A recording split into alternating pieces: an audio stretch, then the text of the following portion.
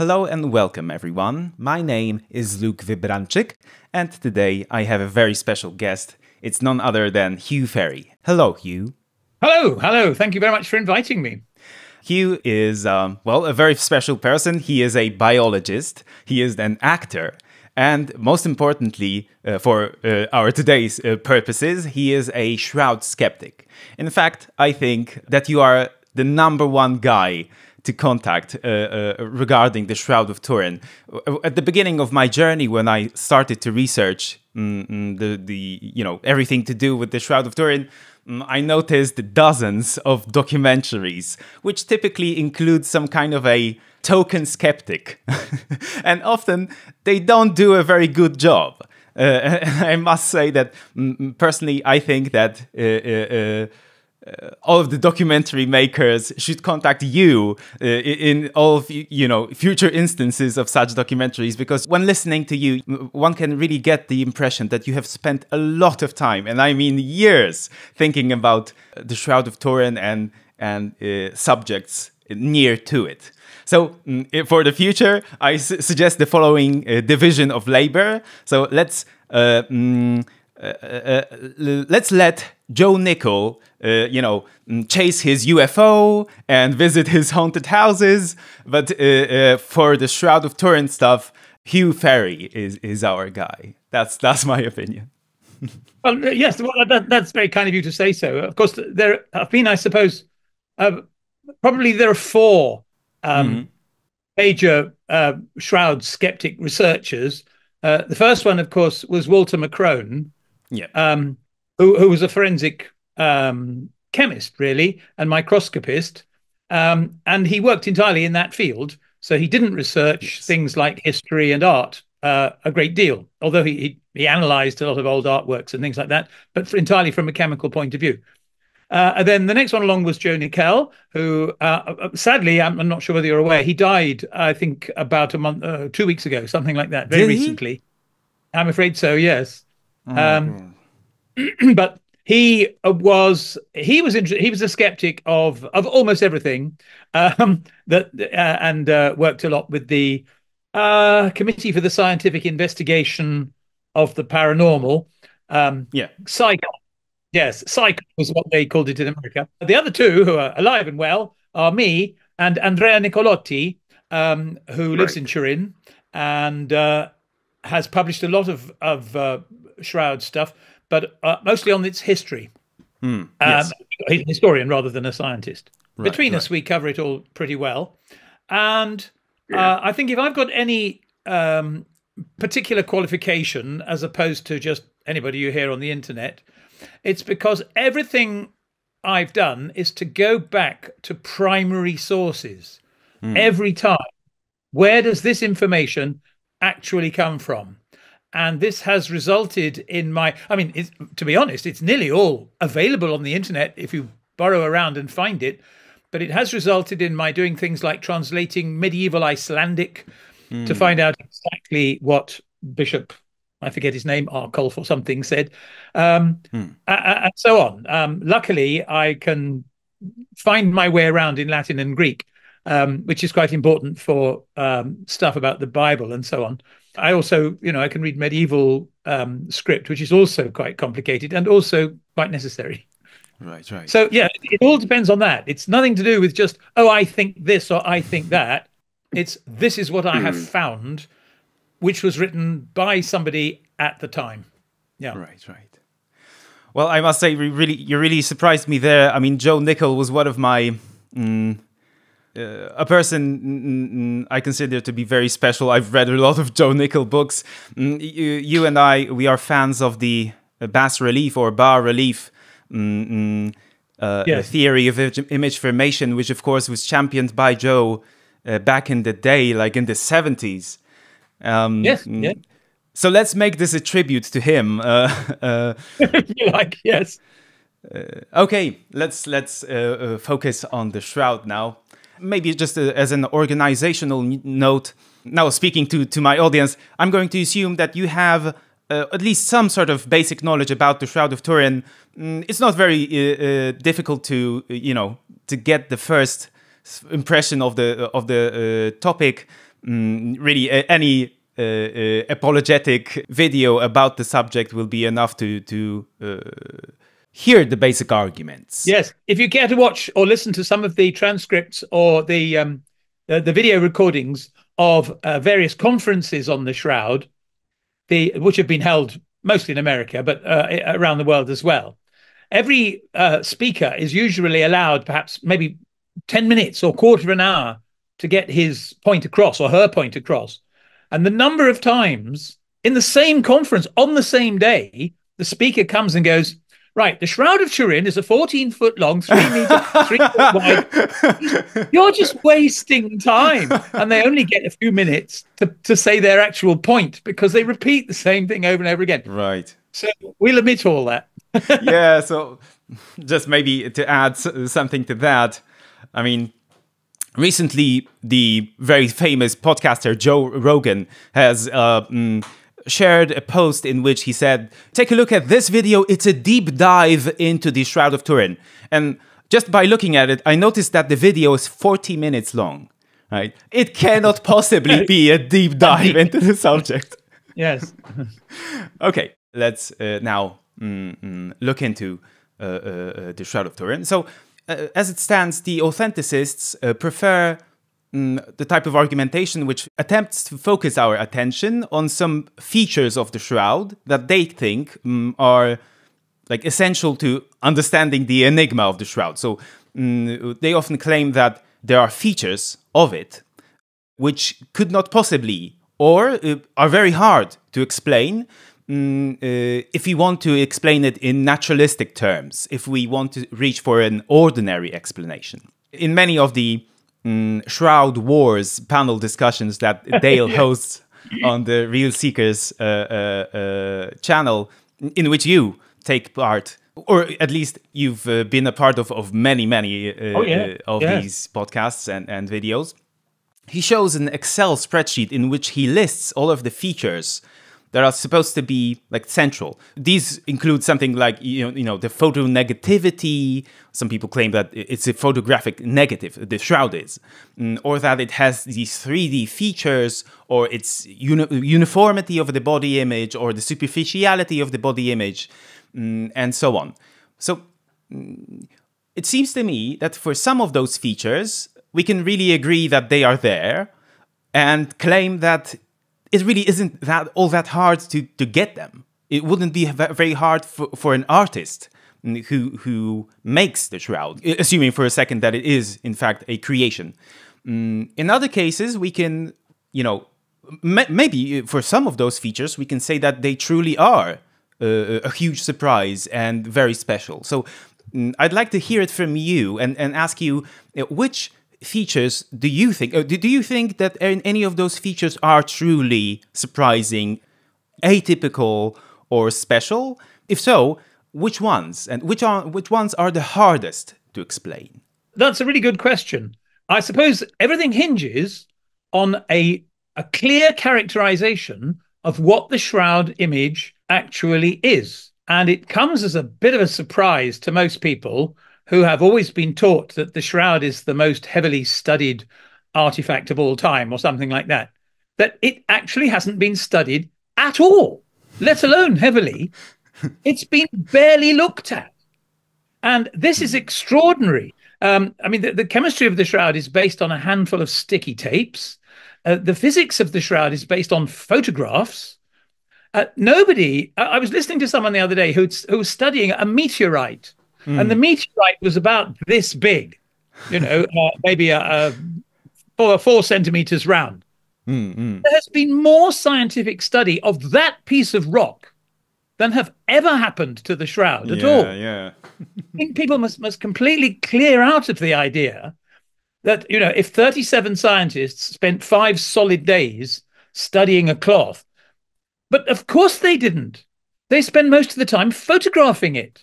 There were a few scientists who looked at certain aspects and certain parts of it, but we really have no idea what the color of the shroud image is made of. We've been given several clues based on the examination of surface fibers. the chemistry of surface fibers. Well, I mean, if you've got a piece of sticky tape and stuck it to your shoulder and peeled it off and studied it, however hard you tried, you'd find it very difficult to characterize the manufacture of your T-shirt. Right. But that's what we're going on. Now, Walter McCrone looked at the fibers that he'd seen through some sticky tape, and he spotted all these little red particles, which he decided were iron oxide. John Heller and Alan Adler, they received some of these back from Walter McCrone, and they cut out the fibers off the sticky tape, which was so sticky that each fiber was completely enclosed in a blob of glue. So they then had to wash it away over and over again, dissolving it with toluene, I think, or xylene. We're not quite sure they say both in different things. And by washing it away, they rendered all the fibers that they studied almost completely clean. I mean, if there'd been an elephant sitting on the fiber, it would have been washed away. And so they then said, this is what we've got. And sure enough, to be fair, they then discovered that the fibers were a slightly different color. But anything that might have caused that color of the underlying cellulose of the fibers, they'd washed away. No wonder they couldn't see it. So what the shroud is really made of is almost impossible to find out. And what's more, even people who think they're experts on the shroud disagree about certain fairly basic things. Now, I've spent a lot of time studying probably the best photographs, which were those which were taken by Mark Evans in 1978 with a fairly good micro camera at a magnifications of I think up to 100 or so, which are all available at shroud.com, and they're also available at, it's either called Shroud Photographs or Shroud Photos, and they show all sorts of things. They show that the color, which we'll probably come onto, on any particular fiber, there used to be an idea that either the fiber was uncolored, in which case it was white, or it was colored, in which case it was image colored. But it's very obvious by looking at these photographs that the color along the fiber changes. Sometimes it's light, sometimes it's dark. In some cases, it appears to be a completely different color. So it's not obvious that we'll come to this uniformity idea. It's not uniform. And then the other thing is that, and this is hotly debated, is where does the image go? Is it just on the very tops of the threads, or does it disappear in between the places where one thread lies on another? Looking at the Evans photographs, we can see the color not only disappearing into the crevices between the threads, but it gets darker as it does so. But I should say it gets more intense. Obviously, it gets darker because it's going into shadow. So this and Giulio Fanti, bless him, who's a convinced authenticist, but he points out a lot of areas on these photographs which are different from the accepted wisdom from the American school of thought, I should call it. So my first problem is, and this is the most difficult problem of all, is that I don't know what somebody trying to reproduce the image is trying to reproduce. Do we want it just very lightly on the top? Do we want it made of red ochre? Do we want it made of just decomposed cellulose? It's a mystery, and no one can tell us. What's more, Ray Rogers, another senior member, probably the most senior member of the Stirp team, right, in terms of scientific authority, in terms of age, he was convinced after a while that the whole shroud was covered, or each thread was covered with a layer of starch, which had not been found in the studies done beforehand, between 1978 and about 2000, when he arrived with his conclusions. In fact, he said that he had examined certain threads with iodine, which is the standard primary school test for starch. And sure enough, they'd gone black, showing that starch was present. whereas Heller and Adler had also carried out the same test and said that it was negative. So, what is the shroud skeptic to do? And the answer is that is the biggest mystery of the shroud. It really needs to be examined scientifically, and it hasn't been. Right, right. David Rolfe, of course, is offering $1 million to anybody who can reproduce the shroud. And I said, well, if I had $1 million, I would spend £999,000. I would give it to the Archdiocese of Turin so that we could look at the shroud and find out what we were trying to do. Right, right, yeah. And then the other 1,000 would be making it, which would be trivial, I think. Yeah. The authenticists often challenge us to reproduce the shroud and say that it's not enough for it to be 95% identical. It's supposed to be like exactly identical. But if we don't even know what's the description of that shroud, what's it made of, what is actually the density, what is on it, then how are we to reproduce it? I mean, that's just not a possible task. I wrote a little sketch at one point, which goes, somebody goes to a baker and says, my aunt Agatha, who's just died, made this wonderful fruitcake. Can you make an exact copy of it? And the baker goes, yeah, fine. Show me the cake and I'll copy it. And they go, no, I'm sorry. All we've got is a photograph of it and a few crumbs. And you go, well, or sticky tape that was just attached to the fruitcake yes. and then peeled off. Exactly. Yes. Yes. Right. Right. Okay. So now I'd like to ask you about your favorite candidate explanation. So, as I see it, the biggest mystery with the shroud is supposed to be the question of how it got there. What's the actual process responsible for creating the image? Because there are some candidates which just should be rejected outright, such as that. For example, you often say that we don't find any slabs of paint on it. It doesn't appear to be just painted on with a brush, right? So that needs to be just rejected. But then we're faced with the challenge of how to explain it. And people suggested or postulated natural processes which are supposed to do the job, and unnatural, based on intelligent design, let's say, of actual artists getting their hands dirty and actually doing the job. And I'd like to ask you, what's your favorite theory? How much credence you assign to it? And are we getting closer to discovering the method of doing the shroud? What's your opinion on that type of issue? We've come up with a series of hypotheses which are like routes to explore. And if the result at the end looks exactly like the shroud, then we think, well, we've achieved something which is a good route, but we still don't know if that's the actual route that was taken. If you see what I mean. If the way that I produce it, even if I produce an exact copy, it may not be the way that it was actually done.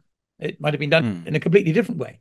So, in order to come up with I think the most credible hypothesis, we have to look at the shroud as a whole. Like, for example, we do know that various faces of Jesus, which are considered to be miraculous, are popped up all over the place and are still extant around Europe. And they are often considered to be painted by Jesus.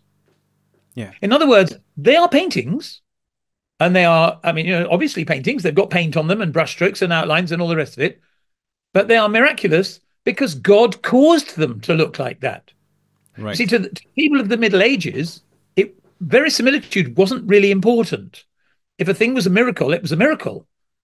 And there it was. So it's slightly odd from our point of view that if somebody wanted a fake shroud or a forgery or something which they could pass off as a relic, the actual material would be trivial. Wouldn't matter in the slightest. What would matter was the certification of that material by some bishops or Right. cardinals. And for example, for a long time, the bones of Joan of Arc were held somewhere and heavily covered in red seals and the stamps of bishops and things. But when they were actually examined scientifically, they were found to be those of a cat. So, I mean, it wasn't actually a cat skeleton, but where they thought they had some fingers or something, it turned out to be the ulnars or the things like that. Right. So Right. material wasn't important. So what's astonishing about the shroud is that nobody claims that it's a forgery, that it's a relic. Nobody claims that it's authentic. Nobody produces any provenance for it for 100 years. Right. It Right. just turns up. And apart from one very brief reference when it very first appeared, probably in the 1350s, when it may have been shown as an actual burial shroud, it wasn't so called throughout the area covering the 1390 to 1410, which is when the famous Bishop Darcy got excited about it. And he expressed as well that it wasn't being claimed officially to be an authentic shroud. Right. Geoffrey de Charnay and all his people said, no, this is a reproduction. The point was that they dressed it up with lots of bishops and candles and incense and all that sort of thing. So they behaved as if it was authentic. And this was what drove the bishop mad. So we must take out of, try and leave out of our consideration the idea that someone was trying to make a fake relic. It wasn't for that. It couldn't have been for that purpose.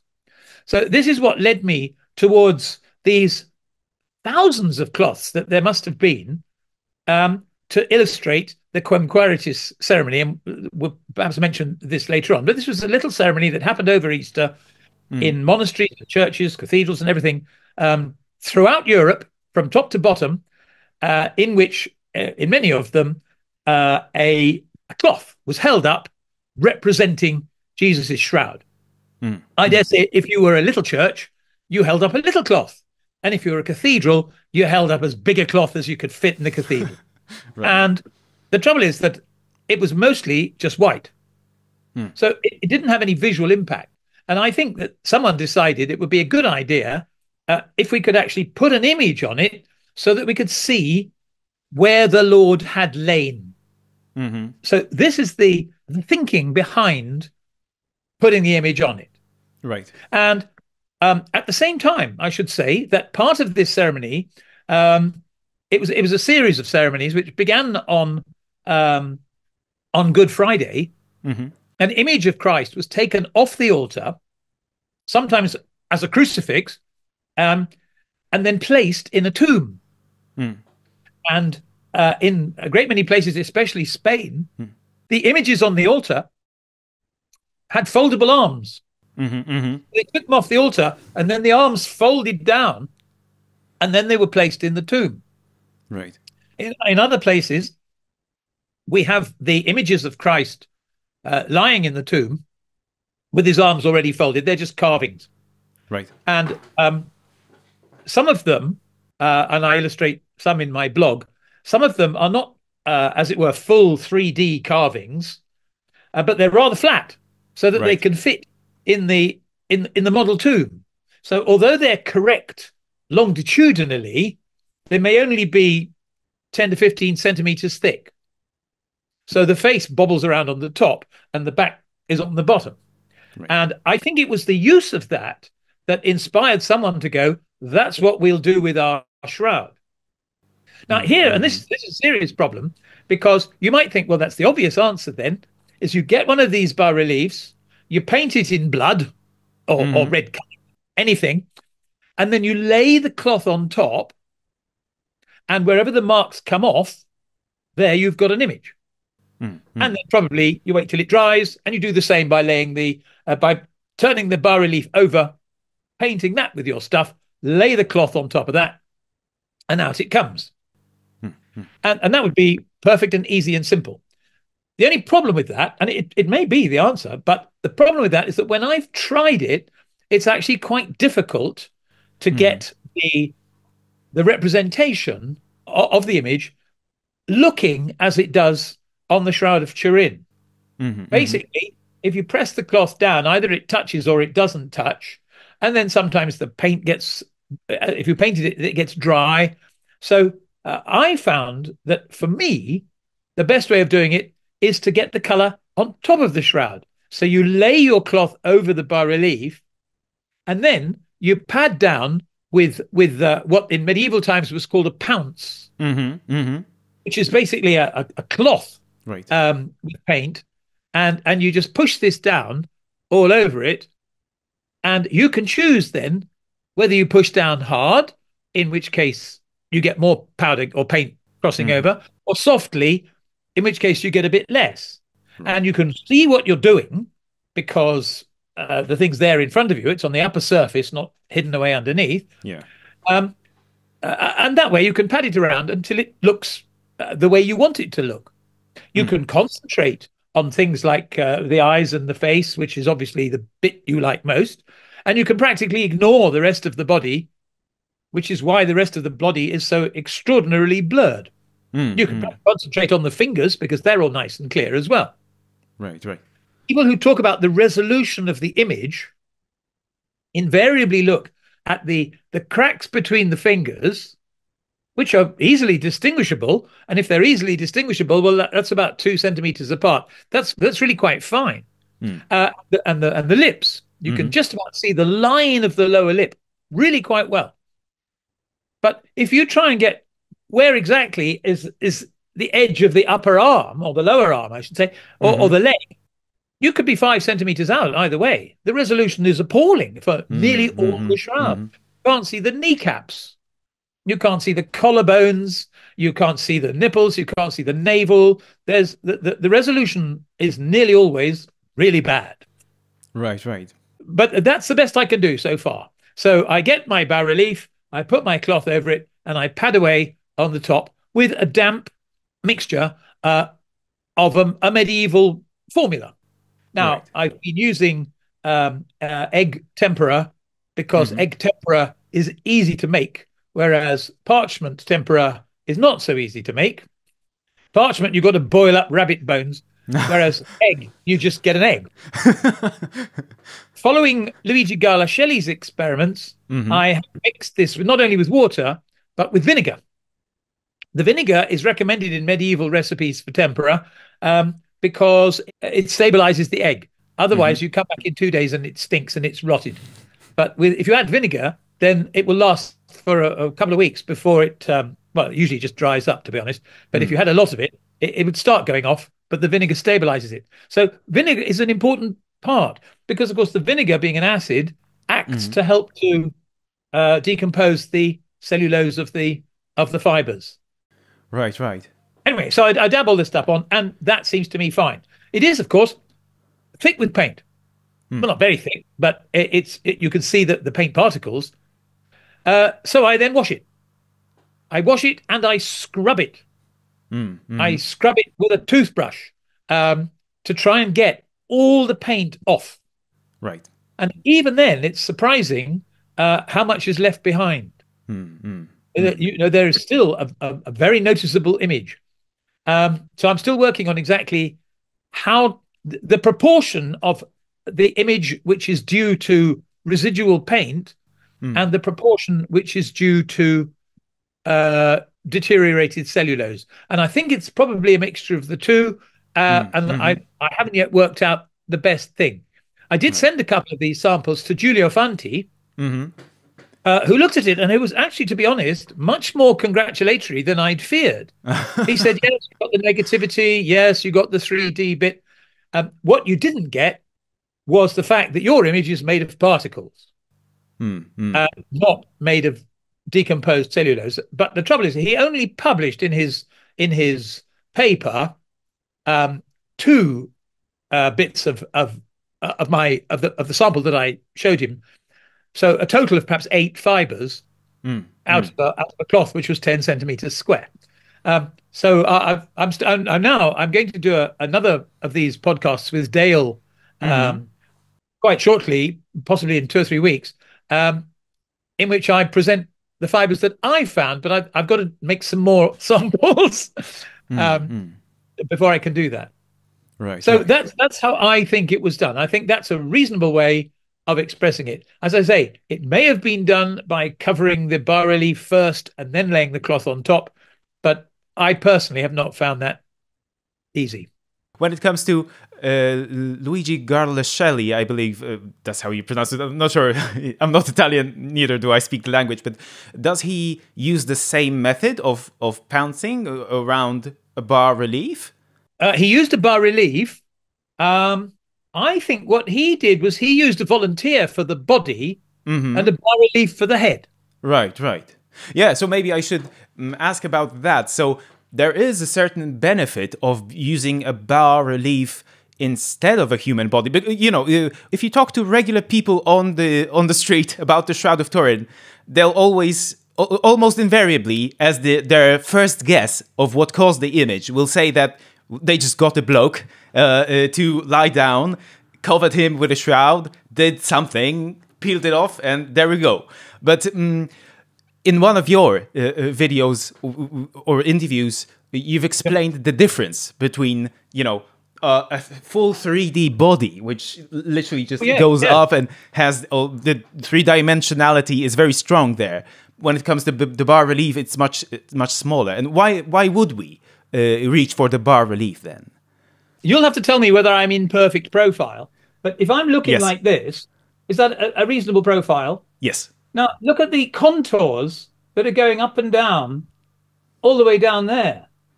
So if I put a cloth against that, I mean, either it's completely flat or it's going to sort of follow the contours quite well that way. And worse, you can see that if it's coming on top of me, I've got a bit of cloth here and it's folding right down to here. Yeah. And down the other side as well. And this leads to what is very famously called the Mask of Agamemnon. Yes. Have you ever come across the Mask of Agamemnon? I did, I'm just have a piece of material. Oh, that wasn't a very suitable piece, but it'll do. It's a piece of white vinyl. This was a ceremonial parade mask. I think it's in the British Museum now. And we believe that it was a mask that fitted entirely over a Greek general or something like that. Unfortunately, perhaps it was hit by an earthquake or a rock fell on top of it, but it's now completely flattened out.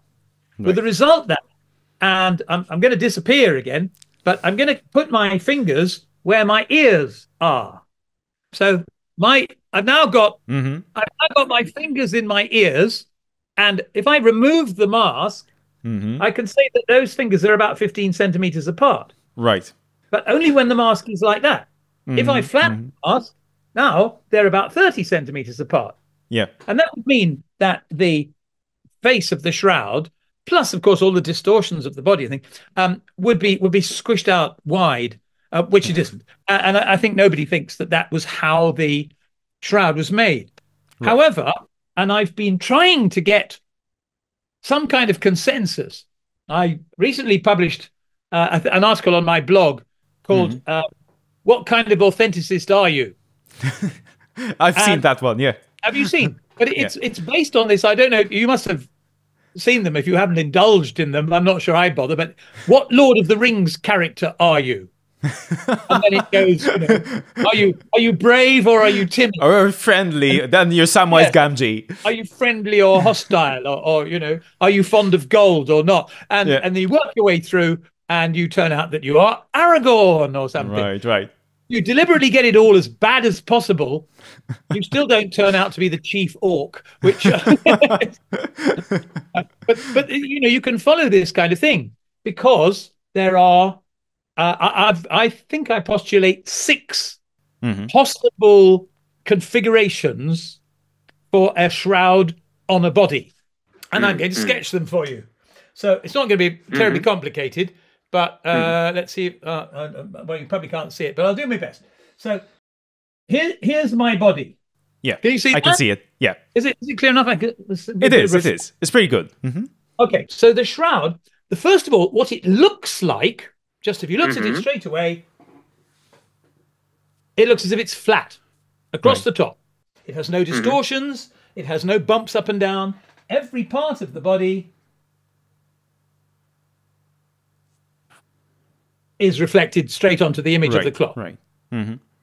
The next possibility, and of course the bottom lies along there.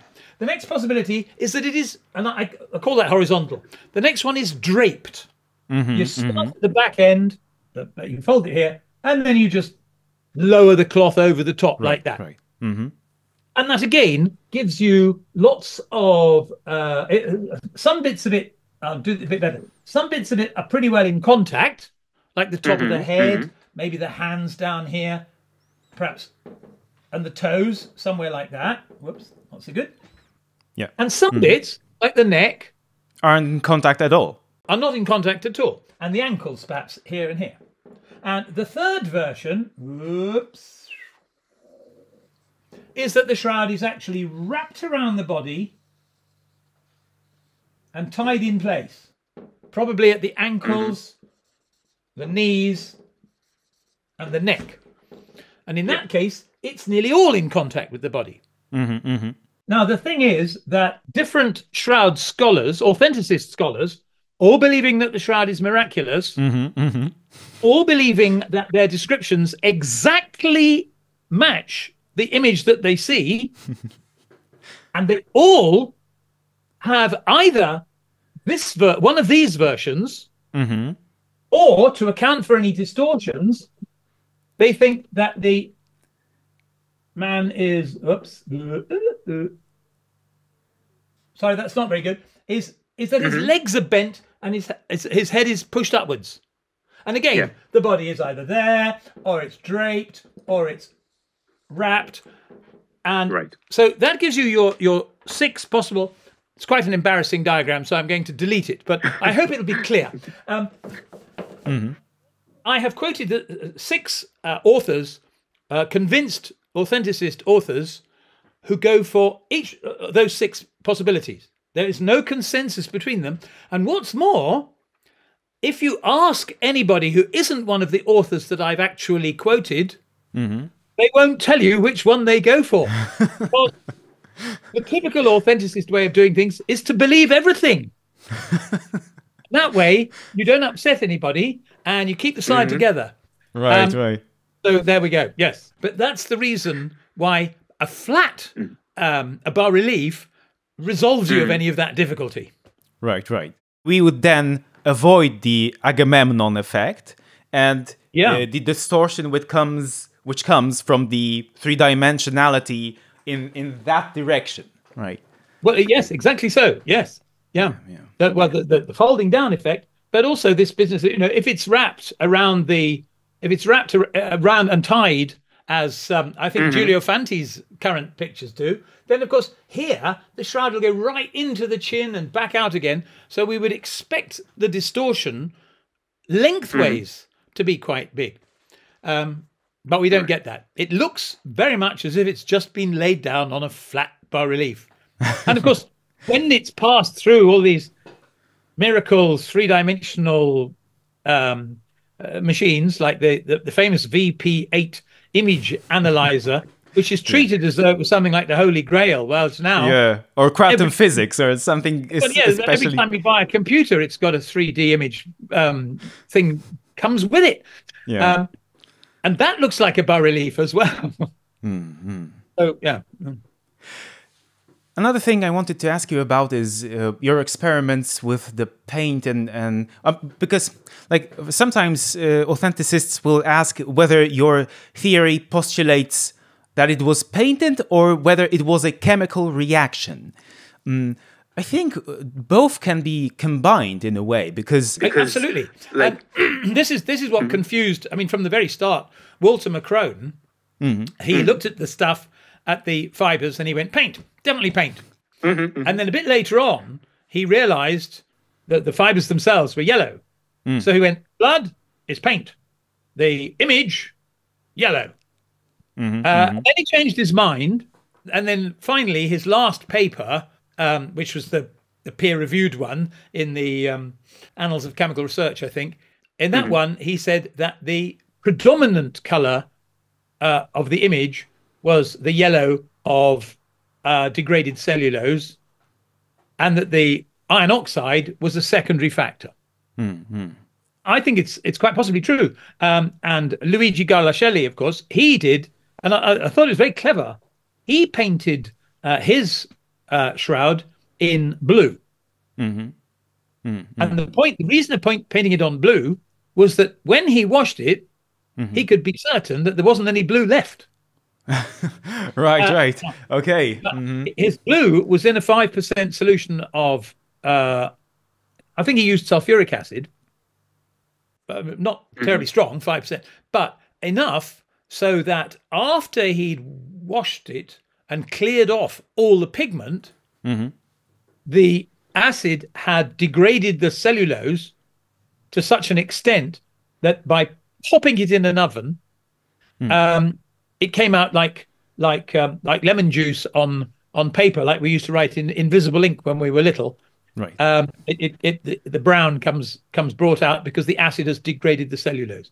Yeah. So yes, my own view at the moment is still that the principal chromophore is degraded cellulose, and that such paint as there is, and there certainly is some paint, right, may have been more prominent in the past, but it's certainly a minor factor now.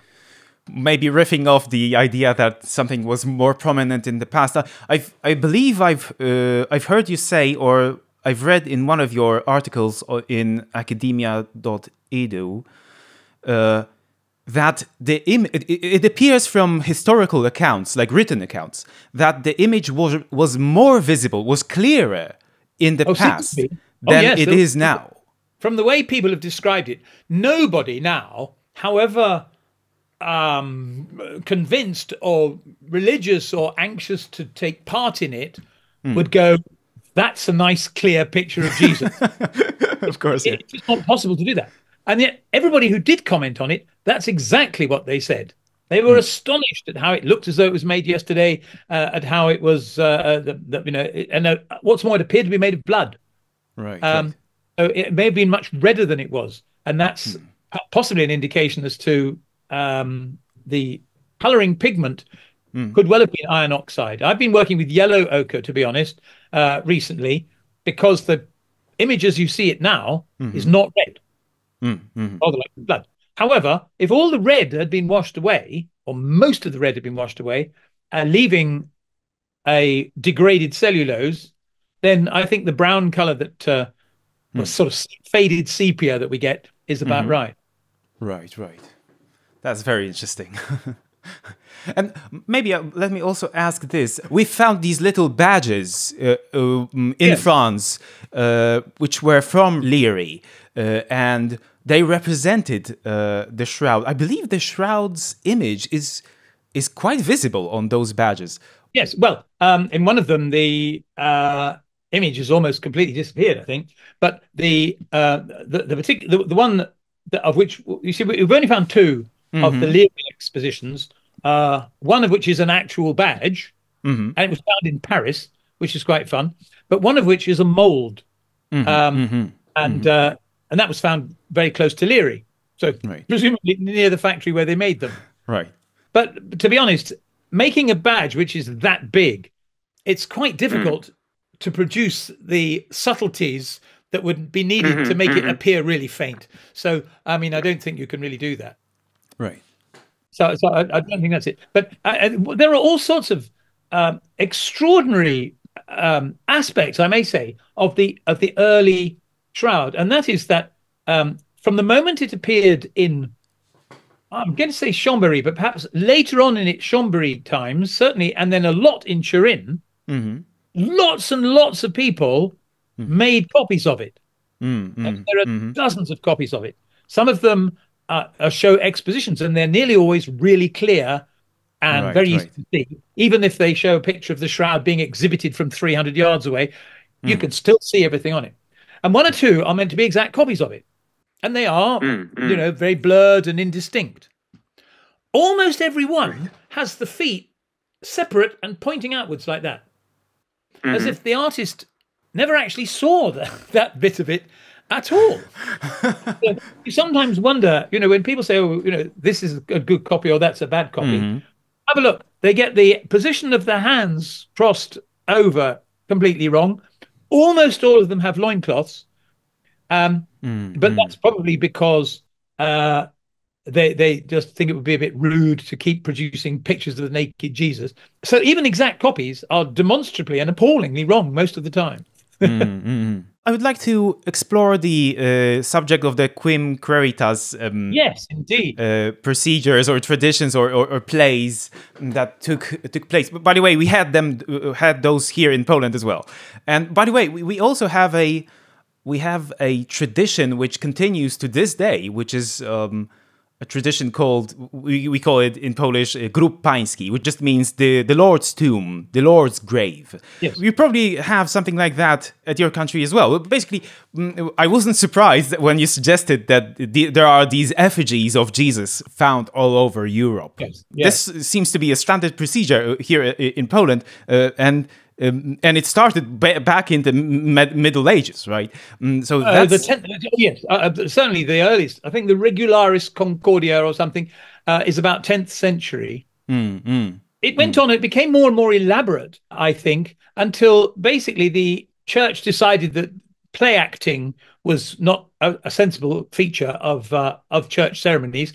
And it went outside, and we got the guilds producing their mystery plays, which were very big in England, I think probably all over Europe, whereby, you know, the goldsmiths, they did one scene, and the fullers or the weavers they did a scene, and the ironmongers did a scene, usually the crucifixion, because then they could show their nails and so on. And then they would mount it on a trolley, and it would be dragged through the streets of the town on a particular day. And so you got sort of a movie of the Bible, from Adam and Eve, right through from Adam and Eve to the resurrection, all done by different groups of people in the town, and all going flat out to show that they were better.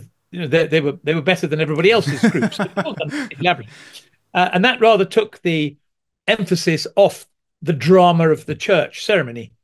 But even now, there are hundreds of churches up and down Europe who have a niche, a little an apse, a recess in their north wall to show where the Easter sepulchre was. And yes, as I say, the records of it, his name escapes me just off, but somebody wrote a 9-volume work in which he collected every single record that he could find of this Quem quaeritis from all over Europe. Not all of them included the use of the linen, but an awful lot of them did. Right. So there were these linens about. There must have been, but you know, as to what happened to them, they rotted away. They didn't last very long. We have vanishingly little medieval European linen, and what there is has been preserved by accident in a way. So it's been sitting in the bottom of a wooden chest, and nobody noticed for 200-300 years, and then suddenly somebody said, "Oh, look what we found!" Anything that was in constant use, like a tablecloth or a flag or a Quem quaeritis shroud, has rotted away and disappeared. Right. One of the things that we can infer from that finding, from the Quem quaeritas and how it proceeded, is that it didn't necessarily have to be a forger or a deceitful person who created the shroud. It's often suggested that the shroud is a forgery, a fake. Very strong language is used when describing. Yes. Because it's easy to hate a forger, you see, but it's not so easy to hate a monastic craftsman. And the other thing perhaps it's worth mentioning is that the number of people who say that because we don't know the name of the person who created it, therefore it can't be medieval. But that's absurd. We know the names of practically nobody. No, exactly. I mean, the whole concept, and I think there's this feeling that there's a thing called the artist. Even Leonardo da Vinci, he never really thought of himself as an artist. He was a craftsman who did things for people. He came up with a lot of inventions of his own, but most of the people who produced what we would call artworks in medieval times, they were like bricklayers. You told them to do something, and they did it. Nobody keeps a record of who put the bricks on your house. producing your window frames. I don't know whether you've got plastic window frames, but if somebody put the wooden window frames and they're quite nice, you haven't got a letter from him saying, I certify that I am the artist who made these window frames. The medieval cathedrals had, possibly, depending on the size of the cathedral, but hundreds of workmen whose job was to do stuff that the cathedral needed.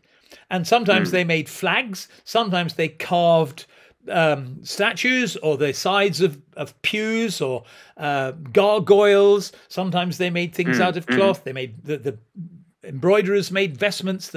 Everything that was necessary came down to the cathedral workshop. Not one of their names has ever survived. So the fact that the poor bloke who was told to put an image on our shroud because it looks boring, and he did the best he could, and he went, there's the best I can do. And they went, right, thanks very much. Maybe it was rubbish and they only used it a couple of times and then passed on. But, that was that.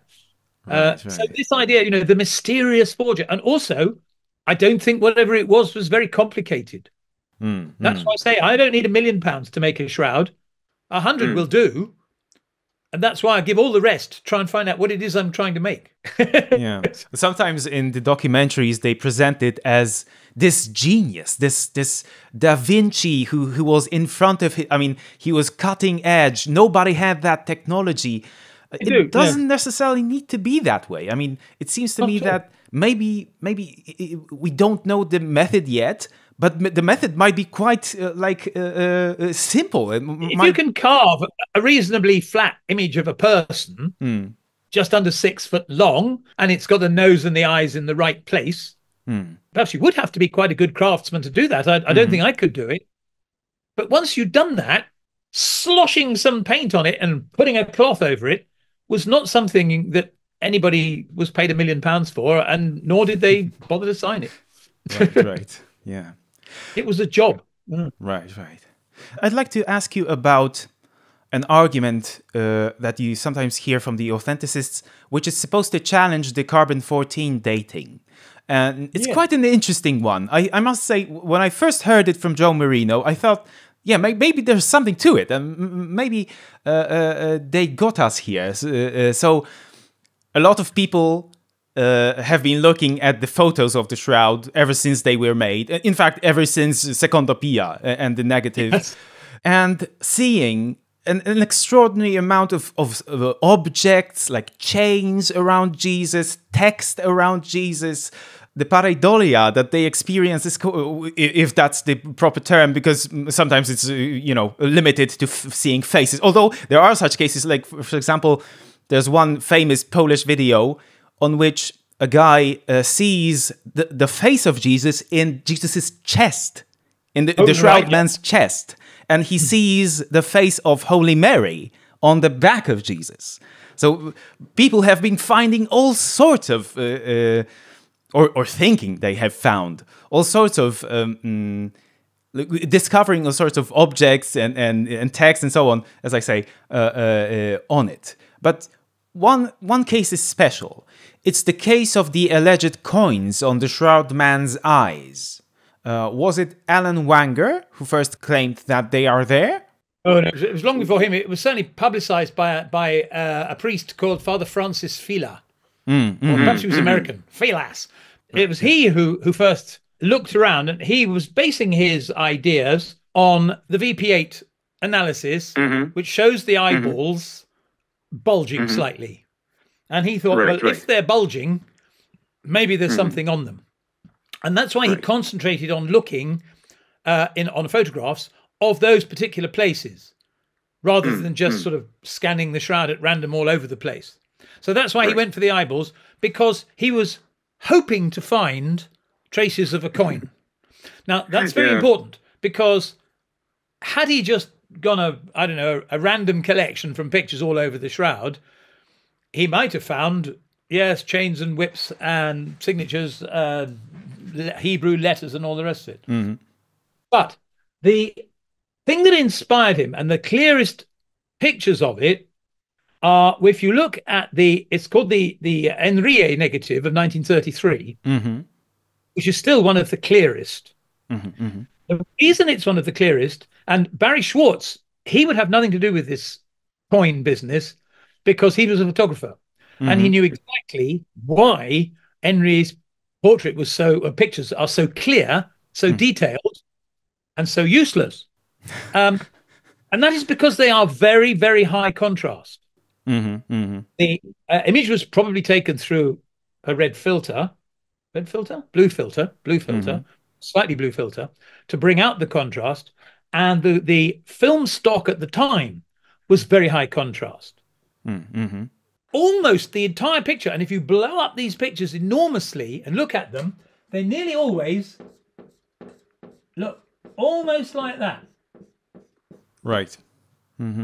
All you can see is these little lines. The whole picture is just made of little lines. And the reason for that is because the darkest bits of the shroud are nothing to do with the image. They are the shadows in between the threads. Right. And in a high contrast photograph, you tend to see the shadows come out black and the non-bits of shadow come out white, and there's nothing in between them. All right? That's the first thing. So, of course, what Father Francis spotted was that some of the things have kinks in them. I'm not going to do it terribly well, but, you know, something like that. Sure enough, he could see, or thought he saw, let's do this, U-C-A-I. All right, he thought he spotted those letters. And he thought, right, I've got it. This is marks left over from a coin. Now, what he didn't realize, and what hardly anybody realizes, is that he was not looking at marks made on the surface of the cloth. He was looking at marks derived from the shadows in between the threads. So if I draw this in a slightly different way, 3D, here are the threads, and the marks he's looking at are here. Right, yeah. These are in between the threads. So it's as if the coin, if it was a coin at all, and if it left a mark, it didn't leave them on the surface of the threads. It left them in the cracks underneath. It's not going to work. Then, of course, the second thing was that he decided that this was part of a coin about which I have to say, you can tell that very few shroud people have researched this. Because of the word lepton. It's because you've read all my stuff, haven't you? You're stealing my thunder. This little coin, of which I've got half a dozen just behind me. Oh, do you? They're quite expensive. Wow. Well, if you're going to research the shroud, sometimes it's expensive. The number of eminent shroud scholars who refuse to pay to get a journal because a paper because it's behind a paywall, and they go, well, of course we can't do that. And you go, well, how can you possibly claim you're a scholar of something if you can't be bothered to pay for the article? Yeah, well, here I'll inform the audience of two things. So you've had a person make a herringbone weave linen for you, for which you've paid out of your own money. And the same goes for the French reweave. You also took this sacrifice. So basically you just ordered somebody to do the French reweave because you actually wanted to research it. Indeed, yes. So I must say, that's quite admirable. And one can immediately notice the difference between you and the syndenologists sometimes due to stuff like that. I'm sure Joe Marino's got lots of these as well. But let's just have a look at one or two things. So this is the coin. And I can sort of show it like that. And the reason I'm going to show it like that is because I'm now going to put it on one eye. Because some people have insisted that that there was a custom of putting coins on people's eyes. This is not true, and in Jewish terms, certainly not true. There are one or two coins occasionally found in Jewish ossuaries, but the idea that it was a common custom is ludicrous. But so they go, well, in that case, the coin was placed to try and keep the eyelid shut. Right. Well, for a start, it weighs practically nothing. And for And a it's second, tiny. it's absolutely tiny. That wouldn't keep your eyelid shut. If anybody, and I've researched this, can you believe it? If you ever become an undertaker, which I'm sure you will, next time you want to lay out a body, and its eyes are open, they're very difficult to shut. Right. So you put over the eye a sort of transparent coating which has little spikes on it like that. And then you drag the eyelid over it and it hooks on all those spikes and they keep it shut. Yeah. Now, I mean, anybody who's watching this who's recently seen a relative laid out in death, I'm sorry if that upsets you, but the chances are that those eyes have been jammed shut on spikes to try and keep them shut. So the idea that one of these would do that is ridiculous. Also, of course, it's not a lepton. It is a pruta. It is a Hebrew coin. It's not a Greek coin. It could be described as half a lepton or a dilepton, which is sometimes called. But no, you see, and that's how you can immediately spot little things which show you that your opponent really hasn't gone down to the primary sources. Throughout the early versions, Stirp papers, they invariably refer to the hollow tube inside a flax fibre as a medulla, which is the hollow tube inside a wool fibre, a hair fibre, but in a flax fibre it's called a lumen.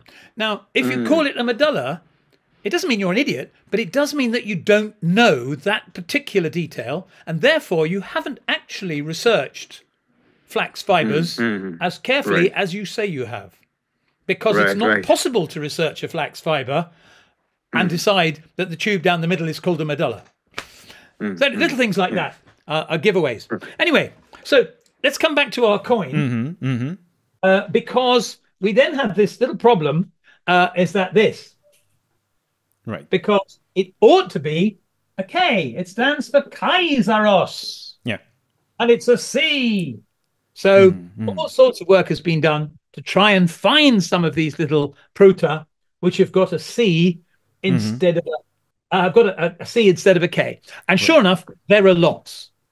These things were made in their thousands, possibly in their millions, by people who each die that you stamped, it may only produce 200 coins before it was so blunt that you couldn't, it was meaningless. So you had to carve another one and do it again. And they made endless mistakes. So there are lots of, I mean, although I don't think that actually Francis Fila found them and he got some of them in the wrong place, the idea that there's a mistake in the C is quite reasonable. Where there is never a mistake is at the end of Tiberius is written with a Y, not a U. No one ever comments on the fact that this, if it's correct on the shroud, it should be a Y. That's a Greek ypsilon, not a Roman U. Right. So you want to be careful. You know, there's a lot of comments about C's and K's. You never find anything about U's and Y's.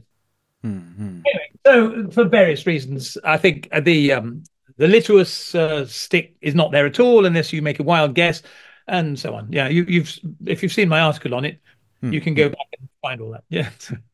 You actually had a debate with Alan Wanger on Justin Brierley's show back in the day. Oh, yes, I must say you've researched this well. Yeah, and you did, yes. Yeah, I love Justin Brierley. He's my favorite host, and he's hardly a skeptic looking for any reason to dismiss God or something like that. And he said during that discussion that, yeah, I've looked at the shroud. I must say I don't see any coin in there. And I'm in the same situation. It seems to me that this is some kind of a misunderstanding or pareidolia. I don't see anything in there. The coins were the smallest of Alan Wanger's observations. It was when he saw 2 crowns of thorns, 2 crowns of thorns, together with so much ironmongery. I mean, there was all the nails, the pliers, the hammer. For all I know, I can't remember if we wanted the ladder, and the titulus was certainly there. You can imagine poor Jesus laid out in the tomb with this huge pile of old brickwork laid on top of him. You'd hardly see him at all. Right. So, that's true. And then the whole bunch of people saw writing in Greek, writing in Hebrew, writing. The whole thing was absurd, really. Yeah. However, it does strike me. I mean, so let's think about those people who saw these letters UCAI. It does strike. It would be a strange coincidence, unless they, for example, knew beforehand that there's a lot of spelling mistakes. And I mean, I don't want to sound conspiratorial. I don't want it to sound like they meant to like mislead us because they were looking for any excuse to like find the Pontius Pilate coin, because if it's a Pontius Pilate coin, that's what an authenticist is dreaming of, right? Because like it clearly links it to Jesus. No, well, I would say none of these people want to mislead anybody. Want to mislead anybody else. Subconsciously, they do want to mislead themselves. Right. Yeah. It's confirmation bias, right? It's desperate confirmation bias, but that's why they will accept 5 or 6 completely contradictory truths because they're all confirmation. Right. Yeah. The other thing that Barry pointed out was that if the resolution of the image is at the most detailed 0.5 centimeter across, then how come the resolution of these coins is 0.5 millimeter across? Right. And he didn't go for that at all. Yeah. Okay, let's now focus on a different attempt at dating the shroud, and that's the latest attempt.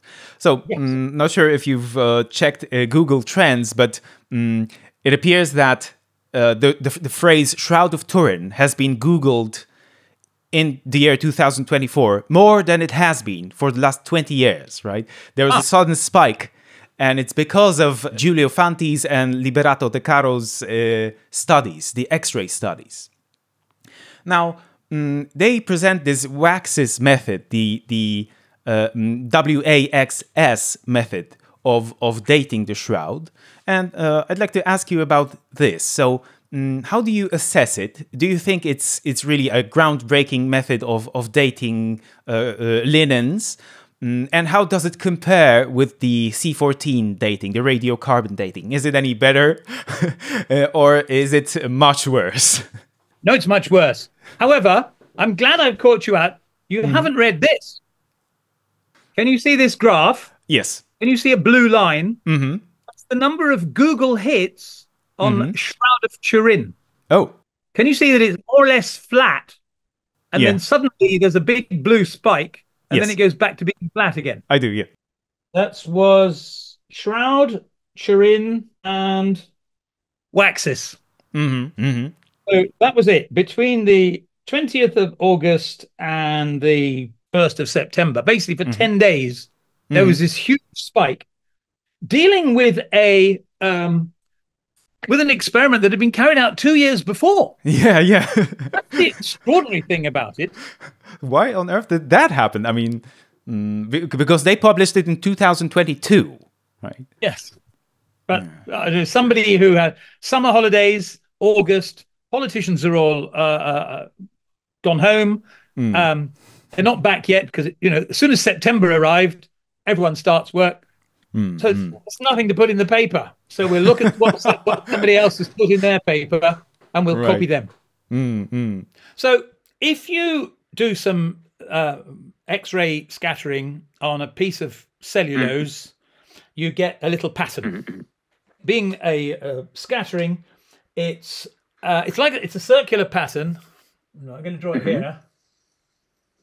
And depending on the crystallinity of the material, it's either very, very directional,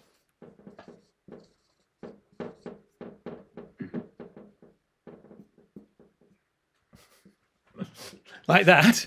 Can you see? Still a circular pattern, but it's very clear.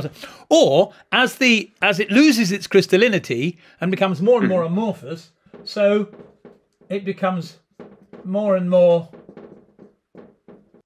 sort of circular, like that. So to analyze the crystallinity of a sample, what you do is you start here and you choose one of these axes. They usually choose that axis there.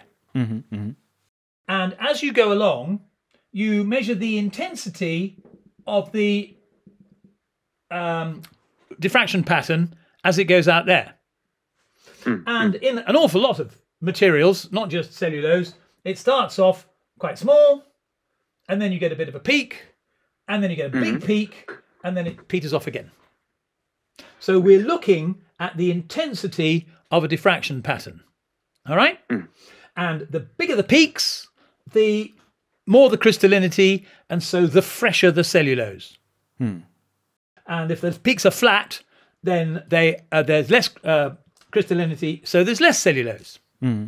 So they got hold of a whole bunch of materials, and they had a go, and they looked at them, and sure enough, the new ones look like that, and the old ones look like that.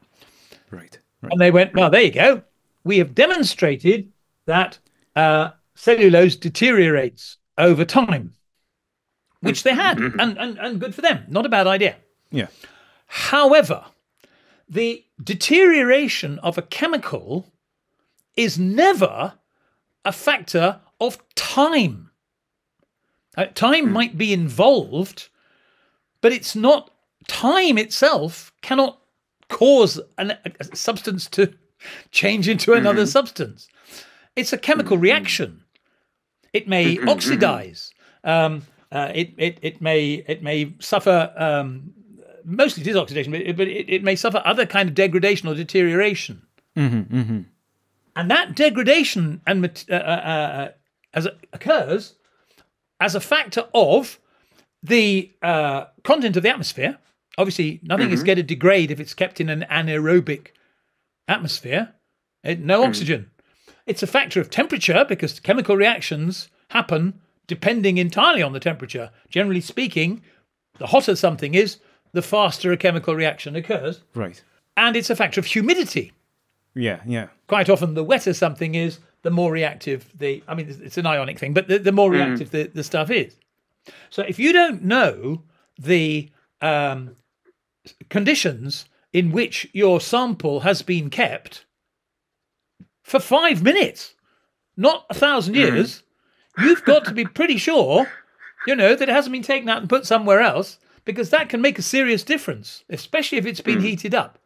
Maybe if you put it in a wooden box with a silver covering, which got so hot that the silver melted onto the box, that would make the thing deteriorate incredibly fast. And so on. Anyway, so they tested a whole bunch of materials, which are fairly dubious themselves. The selection of those materials are a bit odd, but anyway, let's go for fine. And they turned these two peaks, especially by various serious and reasonable mathematical manipulations, into an aging factor. And the idea was that if you got any material, and then you wouldn't have to actually test it with the wax. You could just work out its aging factor and see where it goes. But if you did test it with wax, if it was new, if it was old, and if it was intermediate, hang on, let me just do this over here for a bit. And if it was intermediate, it would do that. Right. Now, this is perfectly valid, provided all your samples have been kept under similar conditions. Now, where do you get hold of samples of linen which are hundreds of years old? You don't find them being used on people's tablecloths. You don't find them used as bedspreads or things like that. You find them in tombs. You find a clean bit of linen which has been placed in a tomb and sealed for 1,000, 2,000, 500, 50 years. You then take it out and test it, then you may perhaps suppose that the temperature, humidity, conditions were similar for all those materials. And therefore, a correlation graph can sensibly be made. Yeah. If, however, you can find a piece of linen which has been continuously used for 500 years, in which case... And in a different climate at that. It's completely different. Anyway, so they did all that, and then they tested the shroud. And it looks like this.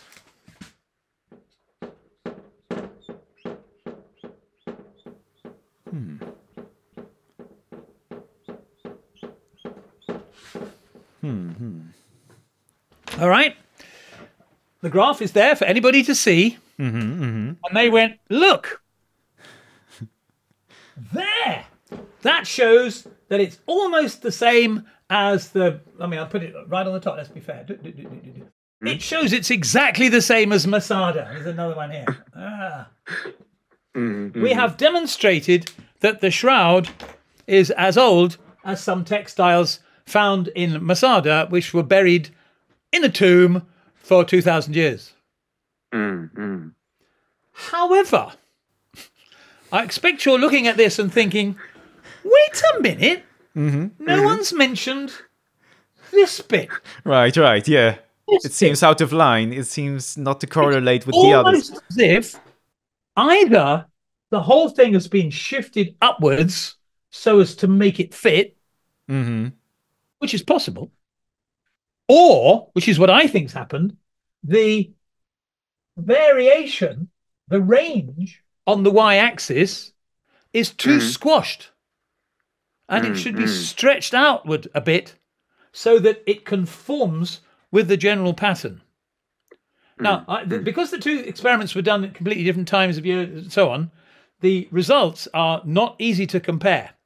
But I'm pretty sure that that's the answer. So if we now do the shroud, we stretch these out, we go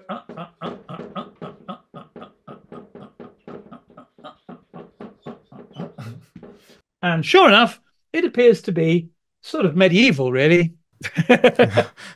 And that's what I think that's a serious mistake.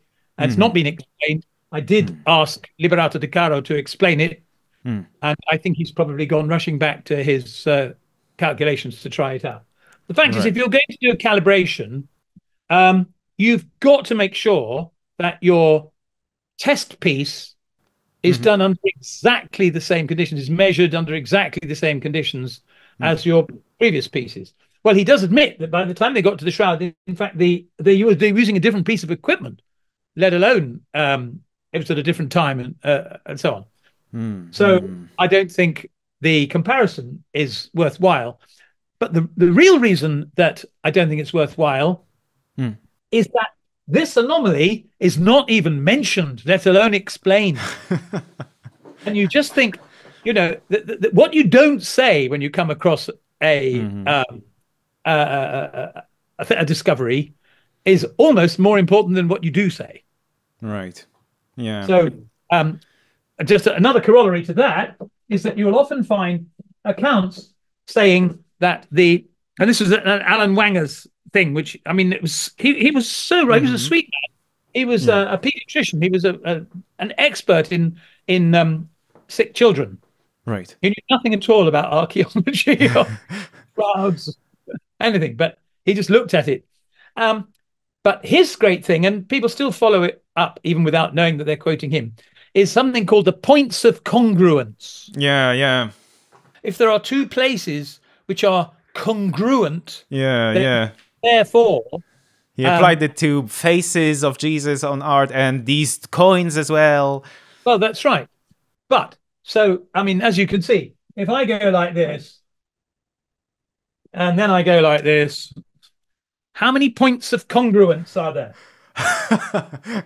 I would find some. There's one there, one there, there's one there, and there. Yeah, look, there's these two drawings. And what's more, we're told, I'm doing this deliberately like this, because we're always told, and I think Wanger started it, but it's not, that in a police court of law, you only need insert number here, 7, 12, 16, something Points like of congruence. points of congruence to make sure that two fingerprints are exactly the same. Well, for a start, that's not true.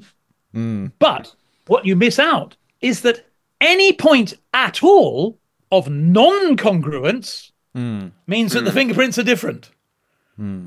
So showing that bits of them coincide is not half as important as showing the bits which don't coincide. Right, right, yeah. Yeah. So, besides which, no one's ever listed these points of congruence. You'll be amazed at how many people quote them and say, you know, scientists have shown that there are 36, 79, or 150, or whatever there are. And if you go, good, show me some. No one's got any idea what they're meaning, what they talk about. You know, what does that mean?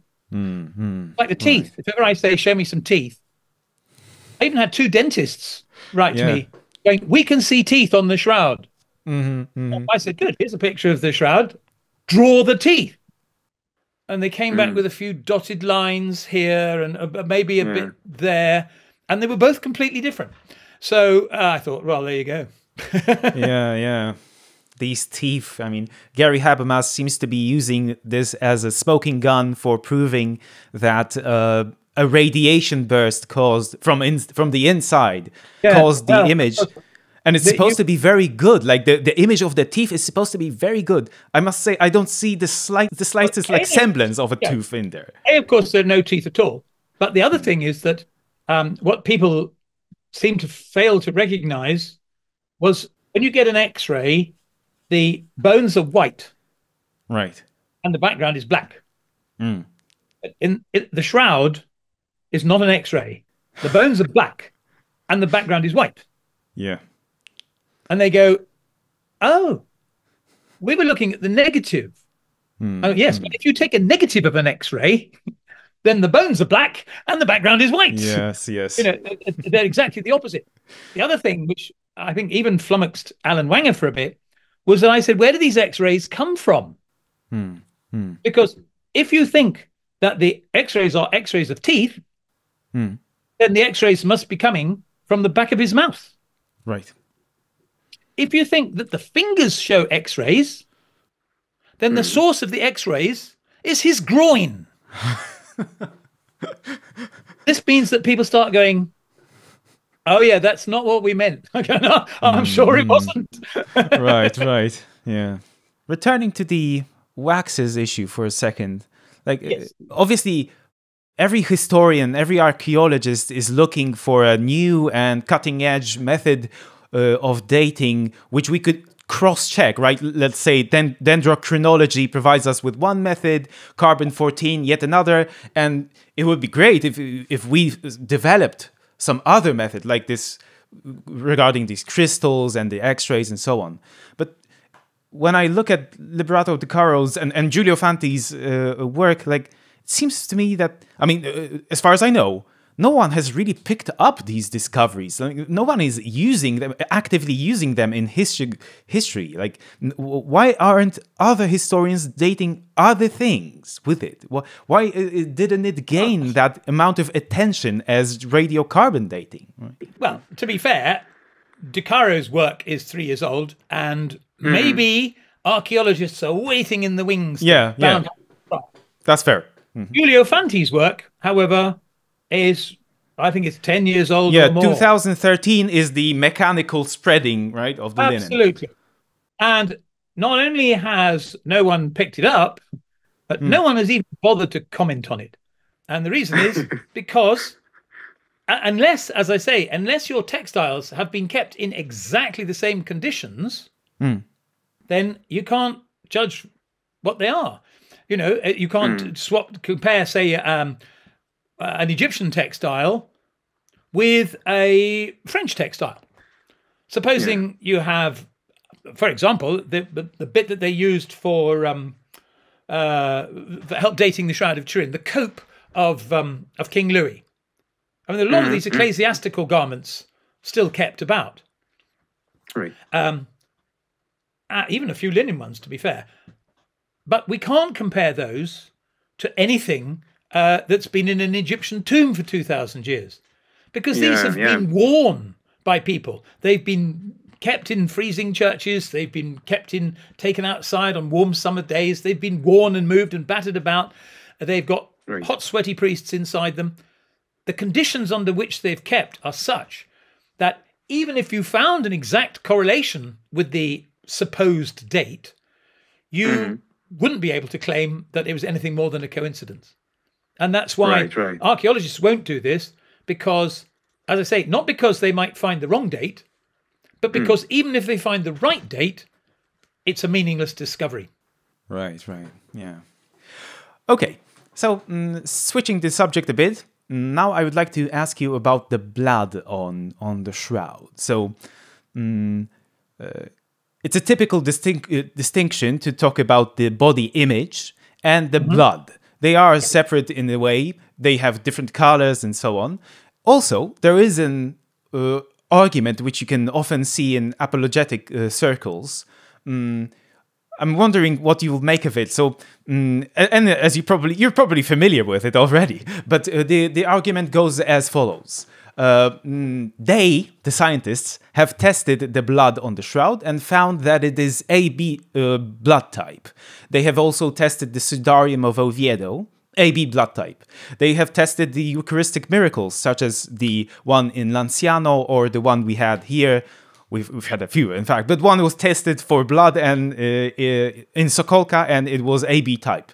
And there's also like a tunic from Argenteuil, I believe, is in France, and it also has AB type. And all of these are, it is alleged directly linked to Jesus, because the Eucharistic miracles, these are obviously the blood and flesh of Jesus, and then the archaeological items, such as the tunic, the shroud, they were in fact on Jesus, it is claimed, when he was alive. So that's a strange coincidence, isn't it? Right? So it's the same blood type, and it's a rare one, they will add. Well, it's quite rare. I mean, 1 in 20 or something.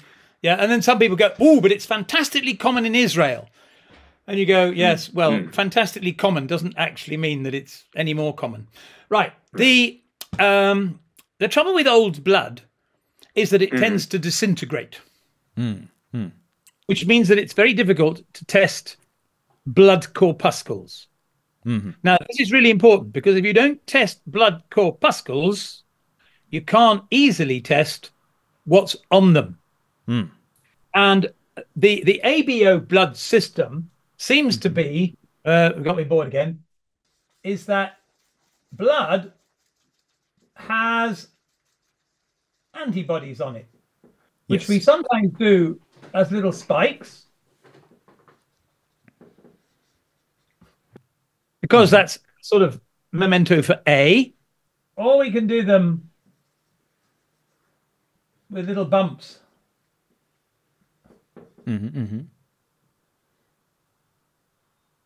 Which are B, or both. Right. And we call this AB blood. Yeah. And if we can find a bit of blood with some spikes on it, then we can say whether it is A, B, or AB. Unfortunately, we don't do it like that. What we do is we test it for various chemicals which can react to these markings. And Kelly Kearse, who writes a lot, he's a Catholic, probably sways towards authenticity, but he's a blood specialist. He's a blood typing specialist. And he has a laboratory, and he carries out lots and lots of blood typing experiments. And the trouble is that this antibody by itself is found loose in lots of environments, and more particularly attached to bacteria. And this antibody is found loose in various environments, and so on. So you might think that if you test that kind of blood, you'll find, yes, I've tested for those, and I found it's got that in it, but there's a fair chance that there are some loose A's around as well. So therefore, you go, look, I found A and B, that's AB blood. Now, you might be thinking to yourself, wait a minute, surely anybody with B-type blood who has a few bacteria floating around in them like that, why doesn't everybody turn out to be AB? I mean, obviously, if your blood was full of blood looked like that and bacteria that looked like that, you'd have AB blood, wouldn't you? Yeah. Well, no, because, of course, our bloodstream has got the antigens that go with these, which eat the opposite up. So if you have B blood, all the A stuff that might be adventitious is destroyed by the plasma of your blood. And that's why, should somebody give you need a blood transplant and you get some A blood, then your antigens will attack the blood and it won't work and you'll die horribly because your whole blood is designed to get rid of A's if you are a B person. And it's designed to get rid of B's if you are an A person, and so on. If you're an AB person, then you have no way of getting rid of either of them. Because obviously you'd attack your own blood if you did. So what's the story of this? Is that any blood which is old, and therefore it's not alive, especially if it's dried, is likely to be contaminated with bacteria, and some of that bacteria will have A antibodies attached to it, and some of it will have B antibodies attached to it. So there's a fair chance that any old blood, dried blood which hasn't been kept under laboratory conditions, will test as AB. So that's the first thing. And that's the most recent paper that Kelly's come up with. The other one, of course, is that, and he spent a bit of time working on this, is that we've got typing and reverse typing. So for everybody who's got, I don't need to do it, all of it, but if you've got blood cells which are A, then you have a liquid which is anti-B in your blood. And if you have blood cells which are B, then you have a liquid which is anti-A. If you have blood cells which have nothing on them, then you have plain O blood, and you have anti-A and anti-B. And if you have blood cells which have A and B, my diagrams are getting cruder and cruder. No, it makes perfect sense. Yeah. Then you have no antibodies. If you have a random sample of Earth, right, it contains bacteria which probably have A and B, and of course it has no antibodies. Yeah. So if you test for these, you get either you can test the blood, it's A, it's B, it's O, and it's AB. A random sample of bacteria will also come out as AB. If you only do the reversed typing, then you can detect anti-B, anti-A, a mixture of anti-A and anti-B, or nothing. And this would happen whether you tested AB blood or a random sample of bacteria, right, or jam, tomato ketchup, soup, anything. Right. And the trouble is that this test is easier to carry out because, as I say, the blood cells tend to disintegrate So you can't often do that test. Mm-hmm. So there's a tendency to do this test, whereupon, of course, everything's AB. So you really have to be much more precise. And Kelly Kearse's latest paper says if you want to test old blood, you've got to test DNA.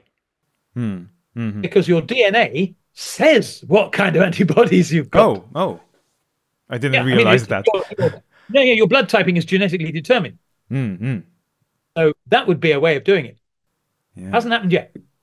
Yeah. Although the DNA might get degraded in these old samples to a point. Well, that's why it hasn't happened yet, because it's almost impossible to test old DNA. Yeah.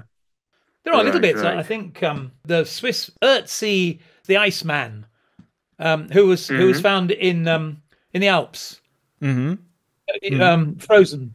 Yeah. And they couldn't decide whether he was Roman or Bronze Age or. I think I know which one. Yeah. Mm-hmm. Yeah. I think he's in a museum in Austria, Switzerland. He was found I think he was found on the Italian side, but the Swiss have nicked him because they're better scientists or something. Anyway, perhaps that's maligning the Italians. I don't mean to do that.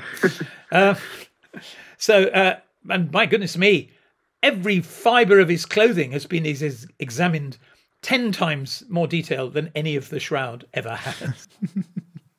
Right. Yeah. Most rocks that fall out of the sky have had more hands-on experience for scientists than the shrouds had. Yeah, I mean, it's quite puzzling, this claim that the shroud has been the most studied object on Earth. Mainly because, like, in case of other archaeological objects, often scientists, as long as they're credentialed and actual scientists, they'll just have access to it freely, right? They'll be able to go to the room and examine the object. That's not the case when it comes to the shroud. Yeah. No. And maybe just to pursue the subject of the blood for a second. So sometimes authenticists want to impress us with the fact that it's actual blood on the shroud. And it seems to me that we don't have to deny it, and we don't have to be especially impressed by it. But because, of course, the artist could have just used blood. In fact, he could have just, by mistake, because of course he had no method of determining what blood type he used, but he could have just stumbled upon AB blood and that's it. Yeah, so you bring up an important point, and I've got to admit, it is a slight mystery from the medieval hypothesis point of view, because painting with blood is vanishingly new. There are one or two modern artists who do all sorts of disgusting things with blood. There's very little evidence that the medieval people actually painted with blood. Having said that, they were obsessed by it, and there are prayer books that are soaked in red paint. But using blood itself is quite rare. So I'm not sure that the blood was originally on it at all. I suspect that there wasn't any, and the blood was added after it became a relic. Now, we can't easily tell by contemporary illustrations because we've got no illustrations of what it was like beforehand. Right. There's one possible clue, which is all I can think of, is the that tiny little pilgrim's badge. Yeah. One or two descriptions afterwards clearly mention that across the back is the chain that Jesus was tied up with. Now, when we see it now, it's impossible to believe it's a chain.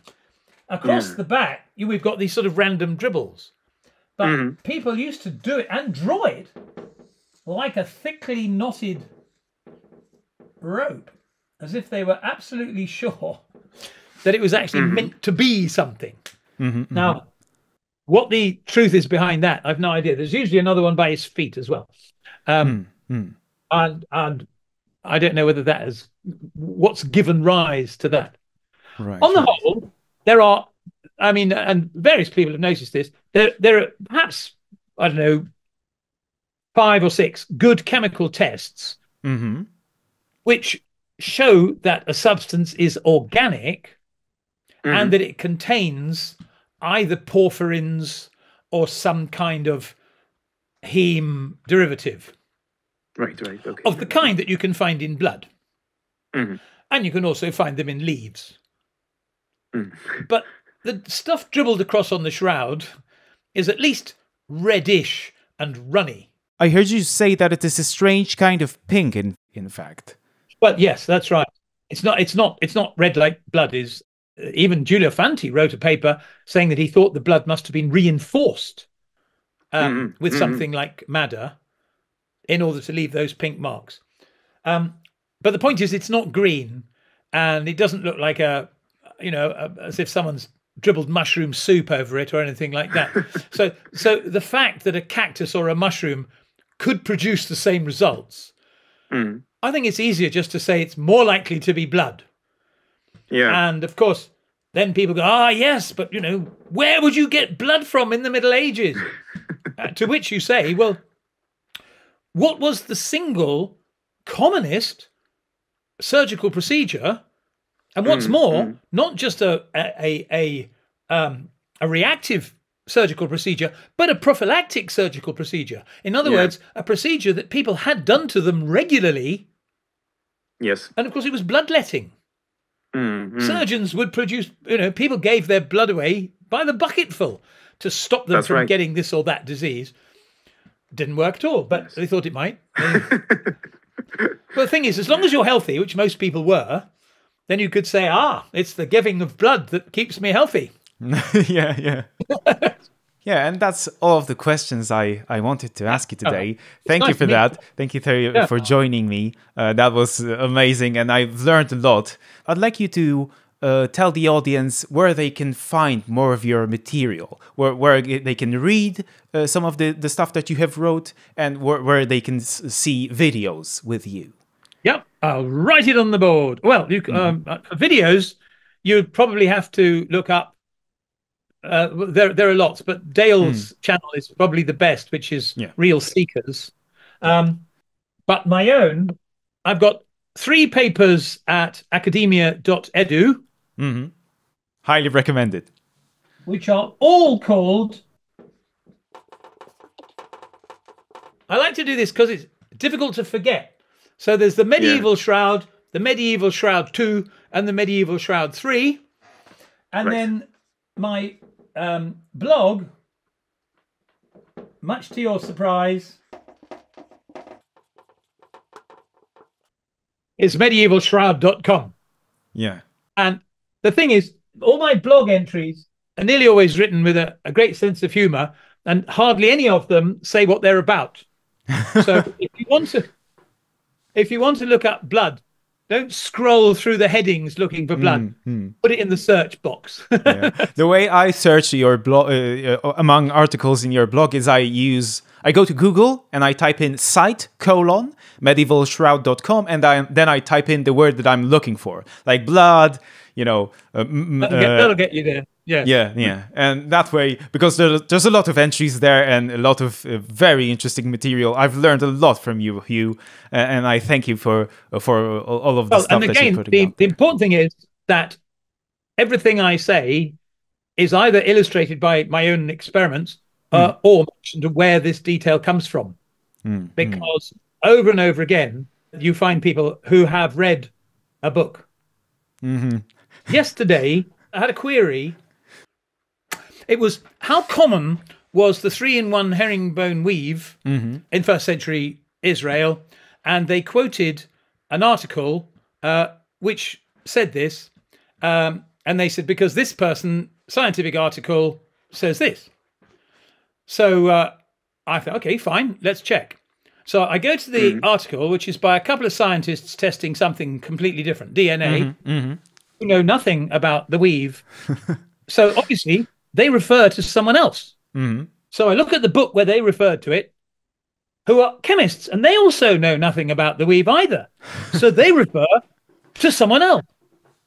So I go to that someone else, and it turns out to be a popular book on the shroud by a historian who also knows nothing about medieval weave, and he refers to someone else. And I said, look, I've gone to the primary sources and there aren't any. So don't just go for this, daisy chain of who says, who says.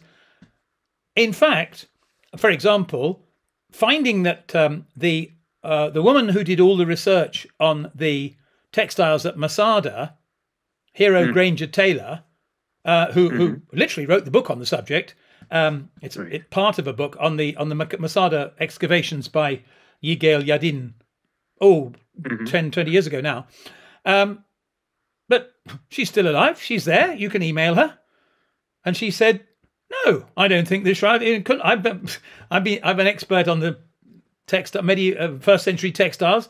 The shroud isn't a first century textile. Well, thank you very much. And so, go back to the people who actually do things. Quite often, you can email them yourselves. 2 of the scientists who worked on the radiocarbon data are online all the time. They keep publishing stuff, and so they put their email addresses as contact addresses. I've contacted forensic scientists, forensic palynologists, just because I've heard them mentioned on the radio or something, and then found their academic papers, found their address, and go, what do you think of this? And no one has written back to say that the shroud is genuine. They all write back going, either, no, the shroud is not genuine, there's no evidence for it, or please don't contact me. I don't want to be abused.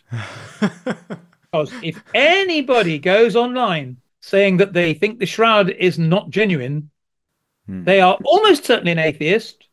They are almost certainly going to hell, and they are almost certainly lying. And that's it. That's how we get rid of our opposition. Yeah, and maybe at this point we should stress you are actually a believing Catholic. Oh, yeah, very much so. You have no... Practicing Catholic, yes. I'm about to sing all the Easter services, which will take a lot out of me.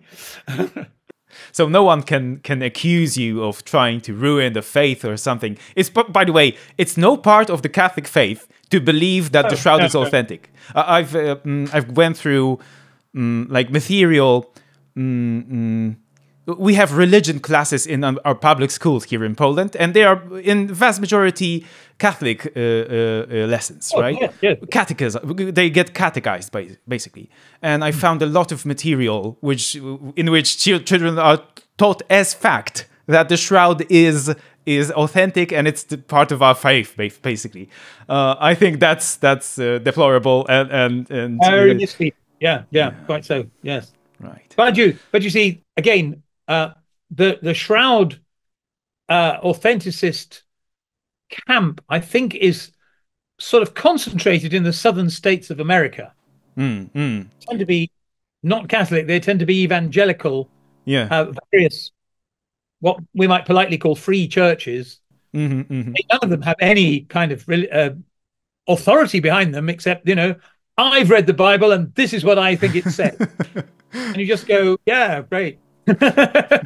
right.